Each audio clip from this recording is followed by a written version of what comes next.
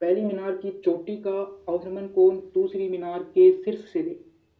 यदि अवनमन कोण बात कर रहा है वो, और जहां से देखा जाएगा वहां से अवनमन होगा, यानी कि इसमें बस यही चीज़ समझने की है। यदि जैसे दो मीनार है, अब कौन सी छोटी है कौन सी बड़ी है ये कैसे पता लगाएं, क्योंकि कोण तो देखो दोनों में एक ही होना है, तो कहाँ से भी आप नाप लो। यानी ये 30 है, वो ऊपर से देखेगा तो हम इसको 30 बना देते हैं, बात एक ही है, बस आप इसको 30 बना दी। अब मेन बात है कि अब कहाँ से देख रहे हैं। यदि वो अनुमान बोला है तो यानी कि ऊपर से देख रहे हैं, यदि वो उन्नयन बोलता तो हमारी मीनार छोटी हम नीचे से ऊपर देखते, तो हम यहाँ से देख रहे हैं कि 30 डिग्री के एंगल पर दूसरी मीनार, ये पहली मीनार की चोटी का अनुमान कोण, ये पहली मीनार है इसकी चोटी का अनुमान कोण दूसरी मीनार के शीर्ष से देखने पर इतना,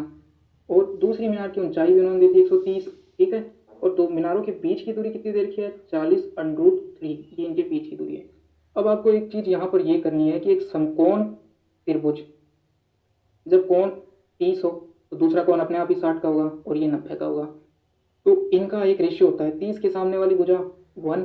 60 के सामने वाली भुजा √3 और 90 के सामने वाली भुजा 2, ये इस रेशियो में होती है। तो आपको ये वाली भुजा दे रखी है √3, यानी √3 का मान कितना दे रखा है, 40√3, तो एक का मान कितना हो जाएगा 40, ठीक है। अब आप एक का मान आ गया तो आप किसी का भी निकाल सकते हैं, ये हो गया 40√3, इसको कर देंगे डबल से मल्टीप्लाई 80, और इसको करेंगे तो 40। अब उसने इस मीनार की ऊंचाई पूछी है तो हमारे पास इससे ये आ गया इतना कि ये 40 है यहाँ से लेकर यहाँ तक,